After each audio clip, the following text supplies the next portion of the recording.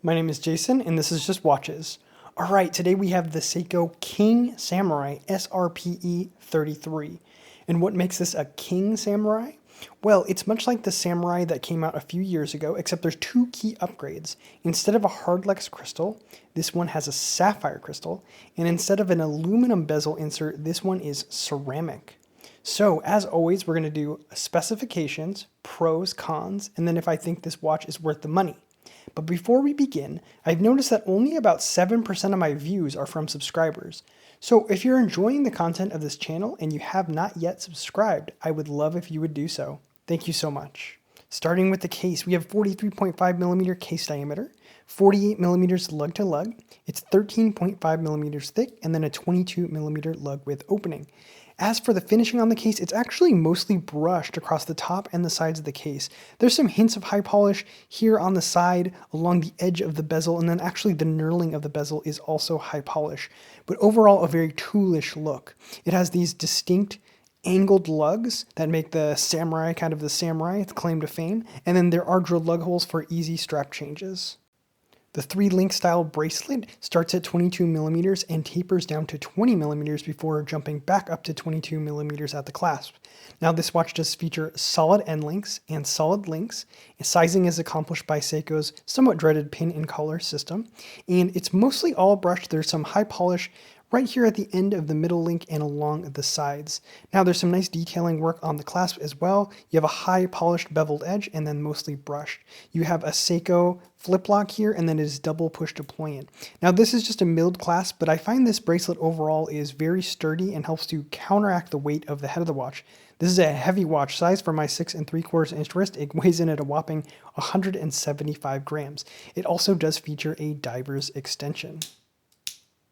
On the case back, you have that classic Seiko wave, and then Divers Watch 200 meters. This is water resistant to 200 meters, and this is an ISO certified watch. You'll also note it says Special Edition. This is the Save the Ocean version of this watch. As far as I know, under the Seiko brand, Special Edition is a non-numbered limited edition. So while there is a limited number of these that's produced, we don't know the total number. They're not individually numbered, and I think they'll be relatively easy to get in for the near future. And then on the left side, you can see it is made in Japan and then is powered by the 4R35. So that's a 21,600 vibration per hour movement with a 41-hour power reserve. It has hacking, hand winding, the date, and then also has a stated accuracy of -20 to +40 seconds per day, but we will get it on the Timegrapher later in the video. So the unsigned, heavily knurled screw-down crown is tucked away between those angular crown guards. However, the crown is big enough that it is easy to operate despite those crown guards. One note is that the screwing in action on this watch is quite gravelly, which is strange because that wasn't present on the Seiko Samurai, the Orange Samurai I reviewed last year. However, I've heard this complaint on these King Samurai, so I'm not sure what the change was or why it's like that. But it does work fine, it's just a little bit disconcerting. So as mentioned before, the crystal here is a sapphire crystal, which is a great upgrade over hardlex. However, and this is a feature that's on a lot of the new Seikos coming out, it does have a cyclops. And my rule about the cyclops is as long as it accomplishes its function, which is making the date much larger and easier to see, then I'm okay with it. And in this case, it does make that date much larger and easier to read, especially when it is on your wrist. However, I do want to pull in the Seiko Minnow from last week. I really like how they executed the Cyclops on the Minnow on the right.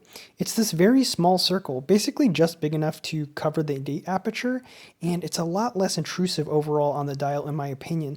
So I would love to have seen that sort of round Cyclops present here, but they went with that more traditional shape and size. And just as a result, it's a little bit bigger and does have a little bit more presence overall on the watch. So as stated before, the bezel does have a ceramic insert. It's a little bit shiny under the studio lights, but in natural lighting, it won't be that shiny. And the printing is crisp and clear in the ceramic. And then it is, of course, 120 click unidirectional. And the fact that I can operate it under the camera is a good sign. The action is consistent and steady throughout. And in this case, your mileage may vary, but I did get one that all the way lines up. Okay, let's talk about this dial. Wow, this dial is amazing. So first of all, it is this dark blue. However, you'll notice it does have somewhat of a fume effect. It gets closer to darker blue and then almost black around the edge of the dial. And then it is accentuated by that black chapter ring, which kind of adds to the overall effect. And then you'll notice it's actually textured in what looks like waves. And when the light hits it just right, as you can see now, it almost looks like, the way I would describe it is like when the sun is setting over the ocean and the light catches the tips of the waves. It really has that effect, especially in person. And then of course, this is called the manta ray. There are 3 manta rays on the dial, but the way that they put them on the dial, it looks like they're under the surface of the water. So this dial is so dynamic and so interesting in different lighting conditions. You can see even when I just turn it to the left, it almost goes to like a full fume dial, but then with the addition of some bright light, suddenly you get this ocean effect sweeping across the dial. Overall, it's extremely well executed, and the choice of the black chapter ring was perfect to kind of accentuate that overall effect. So the indices are applied, and then they have lots of Seiko Lume Bright, and they have designated the 12 o'clock with that double indice, and then there's a slightly larger indice at the 6 and 9 o'clock, rounding it all out with the date at 3 o'clock. Now, the hands are of a very familiar style. You have that large arrow hand for the hour, a sword style minute hand, and then that long sweeping second hand, and it is loomed with an arrow about halfway down its length and does feature a counterbalance. All the surfaces of the hands are just high polish. There's no beveling or gabling here. They are completely flat. And if you're a longtime viewer of the channel, you know what I'm going to say. I could live with a slightly longer minute hand, but it will suffice in this case. So per usual, Seiko Lume does not disappoint, and this is no exception. The lume on the hands and indices is responsive, bright, and lasts a long time. So just last week I was stating in my own anecdotal experience, the Seiko movements are much more accurate than their stated tolerances. However, this week we have the exception. This one is running about 20 seconds a day fast, so it's right at the upper limit of what is accepted out of the factory. Now, I think this is the exception. I think usually you'll be getting much closer to plus or minus 10, maybe plus or minus 5 if you're lucky. However, keep in mind, if from the factory it's within that stated tolerance of minus 40 to plus 20, they will ship it, and I think this is one of those cases where it's right on the edge of running fast. So here is the watch on my 6 3/4 inch wrist. So this watch has a lot of presence. It is a big watch at 43.5 millimeters. However, it is only 48 millimeters lug to lug. So I think you can pull this off depending on your own personal taste. Just keep in mind, this is one of the bigger Seiko divers in their lineup. So pros and cons, starting with the pros.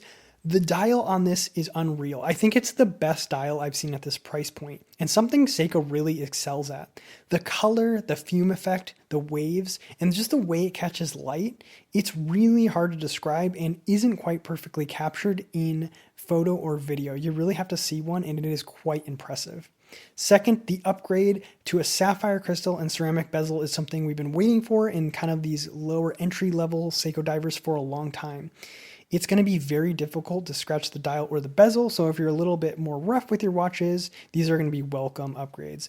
Do note you can still crack or chip ceramic. It's not invincible, but it's very scratch resistant. And then finally, the lume. As always, Seiko watches have nuclear lume. This is not going to disappoint you. If you're a lume junkie, the lume here is great. So cons, speaking of the lume, a very minor detail, but they used green lume, and I would have really liked to see them use their blue shade. I know they have it, and I know it's bright. I have it on the Monster, and I just think it would have matched the overall design of this Save the Ocean blue watch much more cohesively, but it's a very minor complaint, and I'm okay with the green lume. And then secondly, that gravelly winding action is so disconcerting. I don't know what changed, because my older Seiko divers had very smooth winding action, so I'm not sure what the deal is with that, but man, I hope Seiko fixes that in the future. Now, is this watch worth the money? Well, at the time of the recording of this video, you can get this watch for $450 on eBay. Now, that's a pretty competitive price for a major brand with a watch with a ceramic bezel and sapphire crystal. And while I've been disappointed with Seiko for the last year and a half, I'm actually really happy, and I think they nailed this release. Obviously, if specs are more important than brand, you'll be able to get these features in something cheaper. You could go to Long Island Watch or many other micro brands. But if you do want that brand name with the heritage and these specifications, I think they have it all in this package. I do feel the price will continue to settle down a little bit. And if this watch goes for below $400, I think you're entering serious value town at that price point. So if you have your heart set on one, I might wait a little bit. If you really want the Save the Ocean version, you might want to act a little bit faster. It is a special edition, which as far as I know is a non-numbered limited edition. So they're going to make a ton of these, but they're not going to make them as long as they will their non-special edition variants. So there you guys have it, the Seiko King Samurai SRPE33. Let me know what you think of this watch in the comments below. As always, if you're enjoying the content of this channel, I invite you to subscribe. And if you like the contents of this individual video, go ahead and give it a thumbs up. That's it for this time. My name is Jason, and you have been watching Just Watches.